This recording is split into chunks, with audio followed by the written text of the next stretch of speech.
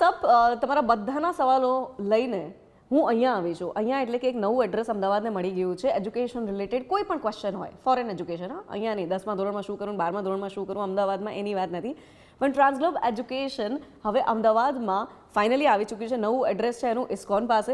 એ તમને વિડીયોના અંતમાં ખબર પડશે. પણ આ વ્યક્તિને તમે જોઈ હશે અમારા ઇન્સ્ટા લાઈવમાં. નામ છે એમનું રિદ્ધિબેન. અને રિદ્ધિ એટલે મારા માટે એક એવી વ્યક્તિ જે માત્ર ને માત્ર એજ્યુકેશનને બિઝનેસ નથી બનાવી રહ્યા, બટ દિલથી કામ કરી રહ્યા છે. અને આઈ એમ સો હેપી કે તમે આટલો સમય ફાળવ્યો, એ પણ લોન્ચના દિવસે. So thank you so much Riddhi.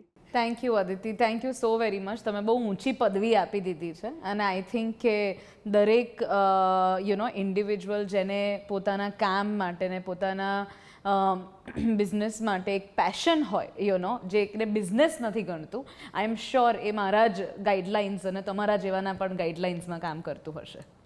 સો રિદ્ધિ, મને બહુ જ બધા લોકોએ સવાલ કર્યા હતા જ્યારે આપણે ફર્સ્ટ ટાઈમ ઇન્સ્ટાગ્રામ લાઈવ કર્યું હતું about the foreign education. Right. First of all I would like to know about the Transglobe education. અત્યારે યુએસ, કેનેડા, ઓસ્ટ્રેલિયા, યુકે, જર્મનીની પણ ક્વેરી હોય છે તો એ પણ સોલ્વ થાય છે. સો ટોટલ કેટલી કન્ટ્રીઝ છે જ્યાં ટ્રાન્સગ્લોબ એજ્યુકેશનમાં હાઈએસ્ટ ગુજરાતથી લોકો જતા હશે? સો બેઝિકલી અત્યારે નોટ ઓનલી ફ્રોમ ટ્રાન્સગ્લોબમાંથી ઓવરઓલ ઇન્ડિયાની હું વાત કરું તો બેઝિકલી 5 મેજર કન્ટ્રીઝમાં આજે આપણા ગુજરાતથી વાત કરીએ કે ઇન્ડિયન ઇન્ટરનેશનલ સ્ટુડન્ટ્સ એ લોકો જતા હોય છે, which is Australia, UK, USA, Canada, New Zealand બહુ ઓછા જતા હોય છે. એટલે આમ કહેવાય તો 4 major કન્ટ્રીઝમાં students do go. There is quite a few percentage of students who also prefer Europe as a study destination because of various reasons. But to answer to your question, 4 major countries and a Transglobe પણ 4 major કન્ટ્રીઝમાં ખાસ deal કરે છે, which is Australia, Canada, UK અને USA. If I am not wrong, ઓસ્ટ્રેલિયાના દરવાજા અત્યારે બંધ છે, રાઈટ? હા, અત્યારે ઓસ્ટ્રેલિયાના દરવાજા ડેફિનેટલી બંધ છે બિકોઝ ઓસ્ટ્રેલિયા એક બહુ અલગ ગાઈડલાઇન્સ પર હોય છે. They really give a lot of importance to their health care અને એ લોકોનું એક જ વસ્તુ છે કે જ્યારે એમની પોપ્યુલેશન 70થી 80% ફુલ્લી વેક્સિનેટેડ થઈ જાય, at that point of time they will plan to open the borders, which we are hoping that by December or January we are going to get very good news for the borders to be open, which is not that far. ટેલ મી, સૌથી પહેલાં કયો એ નવો બદલાવ આવ્યો છે? Because કોવિડના લીધે education સિસ્ટમમાં ઘણો બદલાવ આવ્યો છે, સ્પેશિયલી આપણે ઇન્ટરનેશનલ એજ્યુકેશનની વાત કરીએ. સો મેથડ ઓફ લર્નિંગ હોય કે ટીચિંગ હોય એ કેટલી બદલાઈ હવે? Van it comes two international education કે એ આખું અત્યારે ટેક ઓરિએન્ટેડ થઈ ગયું છે. there is a lot of diversity which has come in. આજે ઓનલાઈન એજ્યુકેશન થઈ રહ્યું છે ઇન્ડિયામાં, સ્પેશિયલી ઓવરસીઝની અંદર ઘણા બધા દેશોની અંદર, where people are sitting over there because of whatever the guidelines of each country which kept on changing in to a lot of factorials. તો એની અંદર બધી જ કન્ટ્રીઝ ઓલ ઓવર ધ વર્લ્ડથી લોકો એક જ ઓનલાઈન પ્લેટફોર્મમાં હોય છે. હવે એ વસ્તુ જસ્ટ ઇમેજિન કે પ્રેક્ટિકલ એજ્યુકેશન હોત તો બની શકે કે ક્યારેક એક ક્લાસની અંદર કેટલા સ્ટ્રેન્થ ઓક્યુપન્સી થાત, 50, 100, 150. પણ on an online platform there are more than 400 to 500 students from different parts of the world which connected. આજે ઇન્ટરનેશનલ એડ્યુકેશનની વાત કરું તો so I think that is a biggest change which has come in the education genre when it comes to in COVID situation, right, compared to non-COVID situation. Right.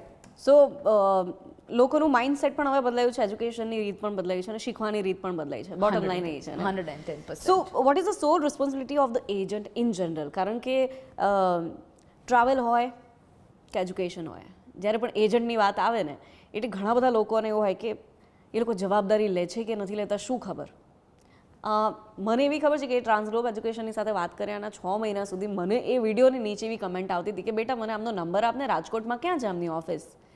સો તમને શું લાગે છે કે એજન્ટની રિસ્પોન્સિબિલિટી ક્યાં પતે છે, ક્યાં શરૂ થાય છે? બધાને ખબર છે, પતે છે ક્યાં?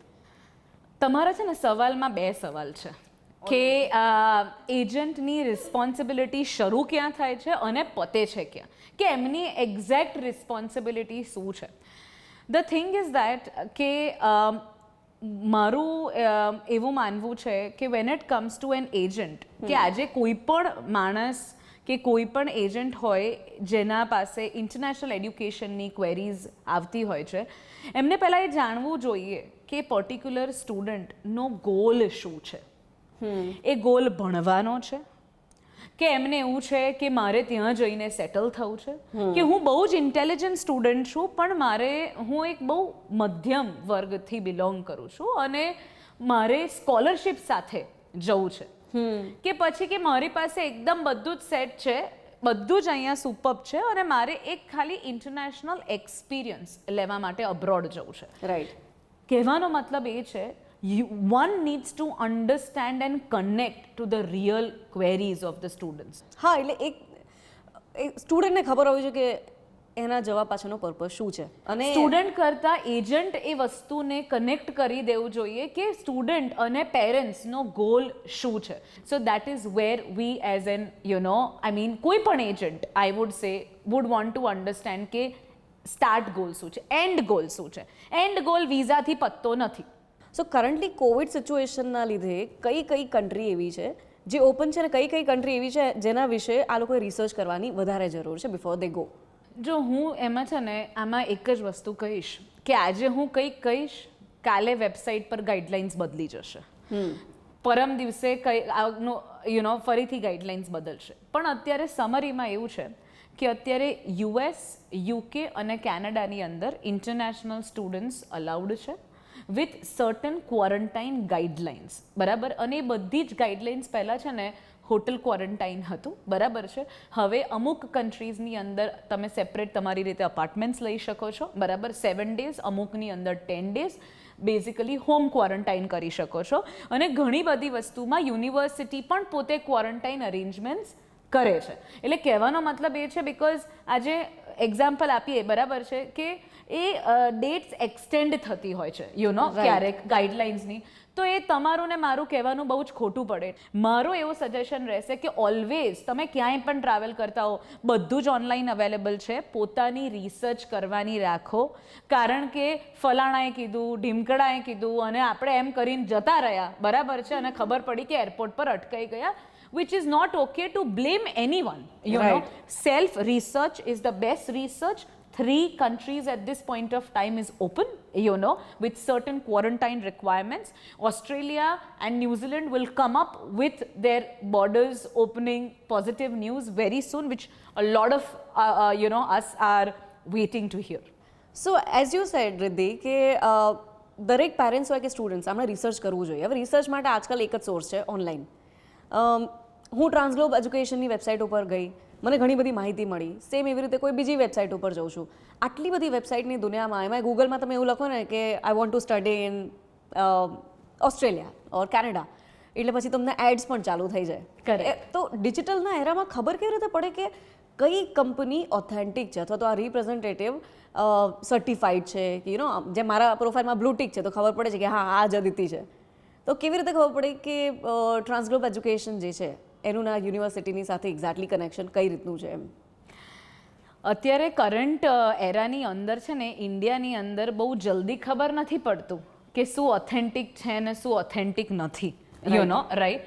But still if I really want to say then પહેલી વસ્તુ તો એ કે દરેક રિપ્રેઝેન્ટેટિવ પાસે જેટલી પણ દરેક કન્ટ્રીની જે યુનિવર્સિટીઝ છે એમની વેબસાઇટ ઉપર એ પર્ટિક્યુલર એજન્ટનું નામ હોય છે, જે રીતે અમારું છે, અચ્છા. એનાથી ખબર પડે છે કે અમે યુનિવર્સિટી સાથે ડિરેક્ટ અફિલિએશનમાં છીએ. અને that is the reason we are not authorized for certain countries to charge a single amount for consultations. અચ્છા, right. That is one thing. બીજી વસ્તુ એ કે જ્યારે તમે કોઈ એજન્ટની ઓફિસમાં એન્ટર થાઓ છો ત્યારે what is a company? Company is a non tangible thing. Okay, માણસો જે ત્યાંના હોય છે, એમ્પ્લોઈઝ, સ્ટાફ કો, કન્સલ્ટન્ટ્સ કો, કાઉન્સિલર્સ કો, એ લોકો સર્ટિફાઈડ હોવા બહુ જ જરૂરી છે. આજે દરેક કન્ટ્રીનું તમે આજે પ્લ્યુટિકની વાત કરી તો આવી રીતે ઓસ્ટ્રેલિયાની અંદર QEAC છે, એ રીતે કેનેડામાં છે, એ રીતે યુએસમાં છે ને બધી જ કન્ટ્રીઝમાં છે. સો એ સર્ટિફિકેટ્સ જ્યારે તમે જોવો છો વેન યુ એન્ટર સમવન્સ ઓફિસ, જ્યારે તમે કન્સલ્ટેશનમાં બેસો છો, એ પણ એક વસ્તુનું તમને ઓથેન્ટિકેશન કહે છે. અને ત્રીજી વસ્તુ એ છે જે કોઈ બીટ ના કરી શકે, and that is experience.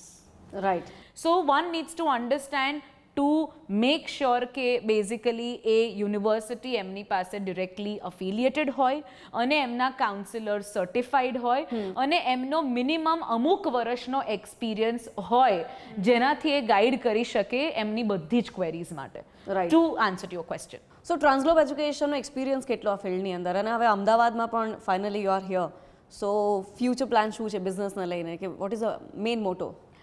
C the thing is that કે ટ્રાન્સગ્લોબ તો ઇન્ડસ્ટ્રીમાં છેલ્લા 30 વર્ષથી છે. We have a team of 15+ years experience. દરેક એજન્સીની એક કે બે કન્ટ્રીમાં સ્પેશિયાલિટી હોય. We are different, Aditi.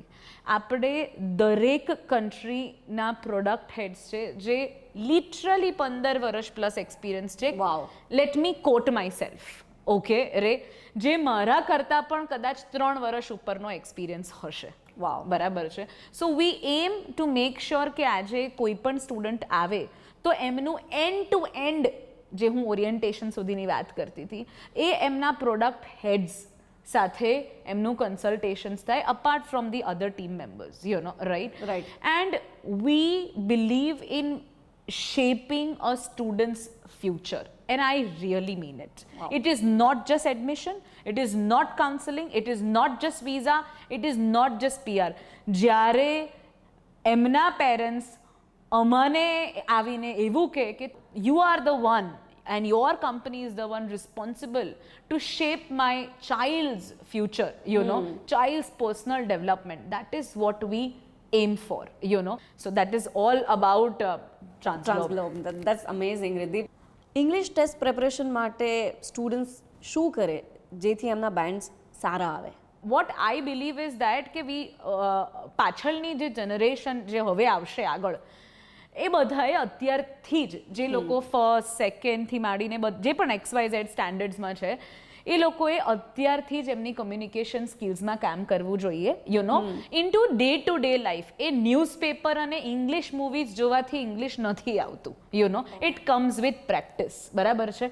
English test preparations are not about knowing how to speak good English.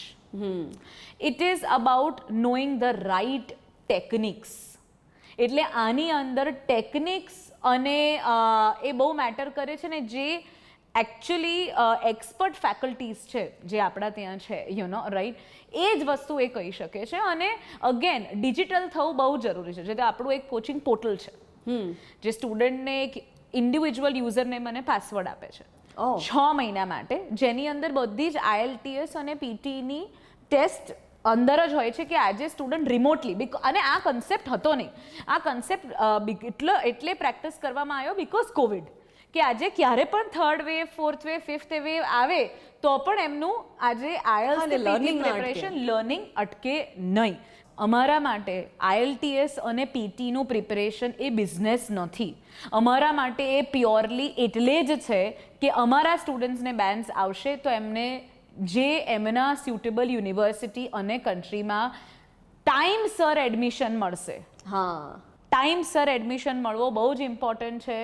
Intake જતો રહે, બીજો 3rd વેવ કોવિડનો આવે, માણસની અબ્રોડ જવાની બધી જ જે એમના હોપ્સ છે એ થોડા દબાઈ જાય.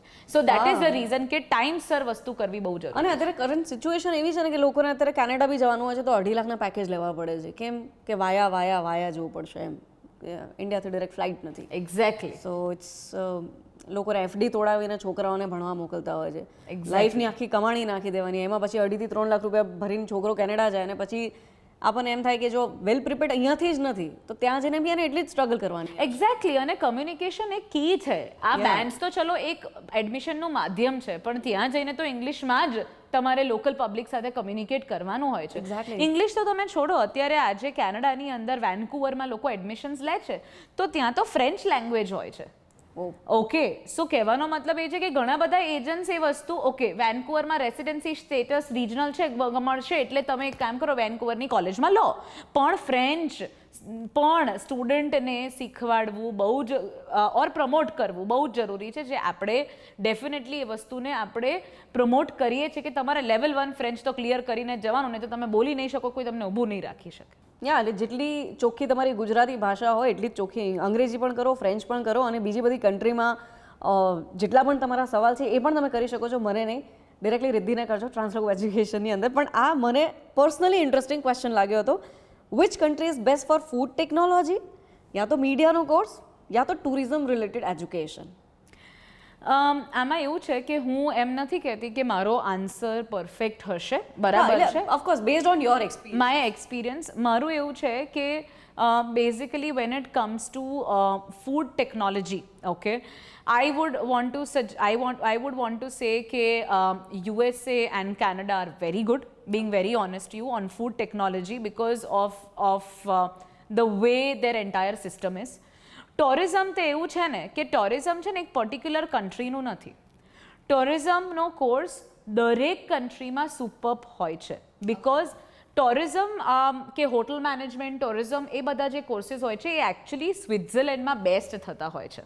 You know, now no one knows that. Now, lot of universities in these countries have actually got that entire campus systems into their own country. કારણ કે દરેક country આજે abroadમાં દરેક international country tourism is one of the biggest economy.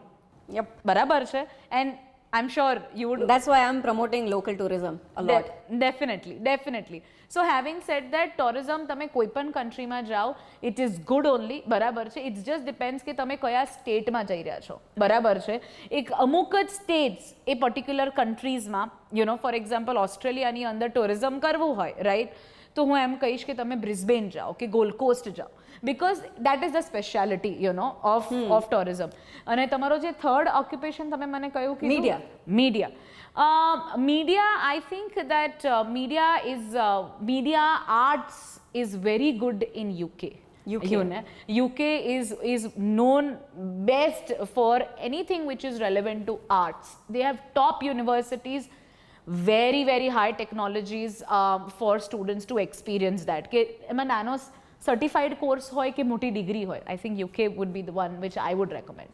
સો બાકીના બધા questions મને લાગે છે ફ્યુચરિસ્ટિક્સ જ છે, જેના જવાબ આવા જ હશે કે કામ કરો, તમે ઓફિસ આવો, આપણે જે દિવસે તમારે જવું હોય 2022માં જવું છે, 23માં જવું છે, ત્યારે આવો, સવાલ પૂછો. પણ મારે જ્યારે હું 40ની થઉં ને એટલે ભણવા જવું છે, તો હું ત્યારે મારી ફાઇલો લઈને આવીશ. વિલ યુ હેલ્પ મી ને? I'll 100% help you. The team will 100% help you. Learning has no boundaries, Aditi, and as I told before a year as well, it would be great that you go, but then you come back, because people like, you know, us who are Indian citizen would love to have people like you who contribute to India at a very wide range in a positive manner to come back to India. Yeah. And as you mentioned during the interview કે Covid સિચ્યુએશને ઘણા બધા લોકોને સમજાવ્યું છે કે ચલો આપણે બહાર જઈએ, ભણીએ, ત્યાંની હેલ્થકેર સિસ્ટમ વિશે જાણીએ, યા તો ત્યાંના ડિજિટલી ઘણી બધી વસ્તુઓ છે જે શીખી શકાય છે, અને એ ટેકનોલોજીને ઇન્ડિયામાં લાવી શકાય છે, અને પછી તમે અહીંયા આવીને સ્ટાર્ટઅપ કરી શકો છો, તમારી કંપની ખોલી શકો છો, ઘણી બધી વસ્તુઓ થઈ શકે છે. ઇન્ટરનેશનલ એક્સપોઝર હંમેશા લોકલ લેવલ ઉપર આપણને આપણી જગ્યાને ગ્લોબલ લેવલ પર મૂકવામાં હેલ્પ કરતી હોય છે. I completely agree. And that's the reason I wanted to do this interview. સો જેટલા પણ એવા સ્ટુડન્ટ્સ છે જે મને ફોલો કરે છે એ લોકોને રાઇટ ગાઈડન્સ મળે, એવું નહીં કે બસ તમને એક ખોટા સપના બતાવ્યા અને તમે ત્યાં જઈને વસી ગયા અને પછી ખબર પડી હકીકત કંઈ જુદી હતી. વધારે માહિતી જોઈતી હોય તો રિદ્ધિ ઇઝ ઓલવેઝ હિયર. એમની કંપની છે ટ્રાન્સગ્લોબ એજ્યુકેશન, એની ડિટેલ્સ પણ અમે શેર કરીશું ડિસ્ક્રિપ્શનની અંદર, એ વેબસાઇટની URL મૂકીશું. બટ આટલો બધો સમય આપવા માટે થેન્ક યુ સો મચ. બહુ ઓછા લોકો એવા છે જે સેલ્ફલેસલી આટલી બધી વસ્તુઓ અનબાયસ રીતે એક્સપ્રેસ કરતા હોય છે.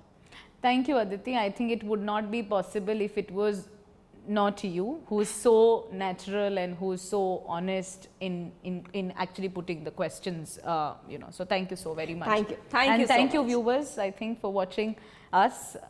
Thank you. યા એક વર્ષ સુધી હવે લોકોનો પ્રોબ્લેમ કે પછી ક્વેશ્ચન્સ હશે ને આ ઇન્ટરવ્યૂ દરમિયાન સોલ્વ થવાના છે. Definitely.